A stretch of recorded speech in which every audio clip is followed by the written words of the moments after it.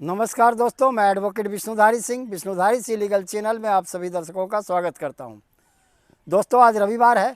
जैसा कि आप जानते हैं, प्रत्येक रविवार को मेरा क्वेश्चन आंसर सीरीज होता है।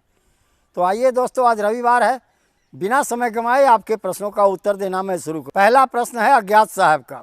इन्होंने अपने प्रश्न में कहा कि मेरे दादा ने आज से 30 साल पहले मेरे 2 भाई के नाम पर ज़मीन का वसीयत कर दिया था। बाद में चल के मेरी फुआ ने दादाजी को धोखे में रख करके उसी वसीयत किए हुए ज़मीन को अपने नाम पर विक्रय पत्र करवा लिया। तो अब उस विक्रय पत्र को कैसे कैंसिल कराएं? उत्तर में मुझे कहना है अज्ञात साहब, अगर दादाजी ने आपका वसीयत कैंसिल नहीं किया था तो वसीयत वैलिड है, लेकिन एक वसीयतकर्ता जब चाहे अपने वसीयत को कैंसिल कर सकता है। अगर वसीयत कैंसिल दादाजी के द्वारा नहीं किया गया था तब आप वसीयत के आधार पर प्रोबेट करवाएं। प्रोबेट करवाएंगे, ऑटोमेटिक जो है कि आपके फुआ के नाम पर दादाजी के द्वारा किया गया रजिस्ट्री कैंसिल हो जाएगा और ज़मीन पुनः आपको मिल जाएगी। अगला प्रश्न है संगीत जीवन जी का। इन्होंने अपने प्रश्न में कहा कि एक पिता के 2 बेटे हैं, 2 बेटे में से एक बेटे के 2 बेटे के नाम पर पिता ने अपनी सारी पैतृक संपत्ति दान कर दी, तो अब पहले बेटे को हिस्सा मिलेगा कि नहीं? उत्तर में मुझे कहना है संगीत जी, निश्चित मिलेगा। इसके लिए आप टाइटल पार्टीशन कम डिक्लेरेशन सूट का मुकदमा सिविल कोर्ट में करें और वहाँ पर यह साबित करें कि पैतृक संपत्ति को दान नहीं दिया जा सकता है। मेरे पिता के द्वारा अपने 2 बेटों के प्रति किया गया दान पत्र गलत है, इसे कैंसिल किया जाए।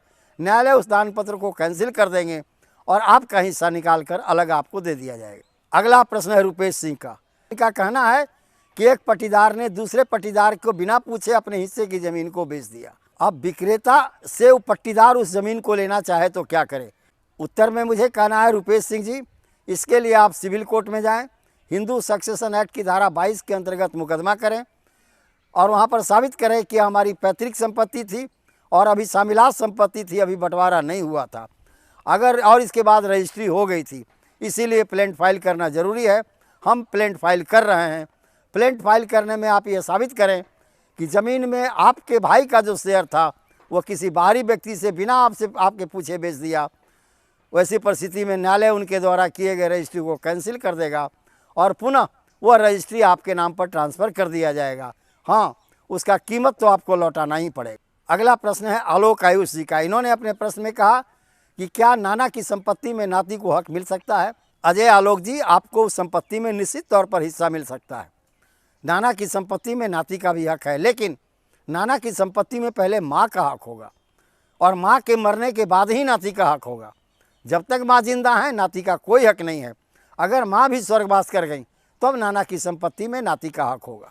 अगला प्रश्न है संदीप कुलकर्णी जी का। इन्होंने अपने प्रश्न में कहा कि बंटवारा परिवार में हुआ नहीं है, न्यायालय में बंटवारा वाद दायर है, लेकिन बंटवारा वाद जो है वो डिफ़ॉल्ट ऑन डिसमिस हो गया, यानी सूट डिसमिस हो गया।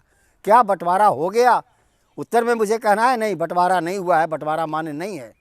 चूँकि जब सूट डिसमिस हो जाता है तो अपने अंतिम निर्णय तक नहीं पहुँचता, और जब अंतिम निर्णय तक कोई सूट नहीं पहुंचेगा तो उस निर्णय को हम स्वीकार कैसे करेंगे?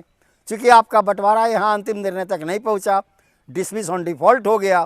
ऐसी स्थिति में आपके परिवार के अंदर बंटवारा नहीं हुआ। अगला प्रश्न है दीपक कुमार का। इन्होंने अपने प्रश्न में कहा कि मेरे पति के बड़े भाई ने मेरे ससुर से पैतृक संपत्ति को अपने नाम पर गिफ्ट करवा ली। अब इस संपत्ति में मेरे पति को हिस्सा कैसे मिलेगा? उपाय बतलाएं।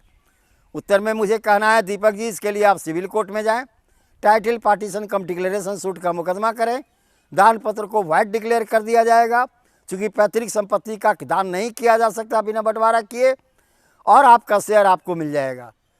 तो यहीं पर अब मेरा क्वेश्चन आंसर सीरीज समाप्त होता है दोस्तों। अब विशेष अगले वीडियो में। धन्यवाद। अगर मेरा यह क्वेश्चन आंसर सीरीज आपको पसंद आया तो आप इसे लाइक करें, सब्सक्राइब करें, अपने साथियों को शेयर करें। धन्यवाद।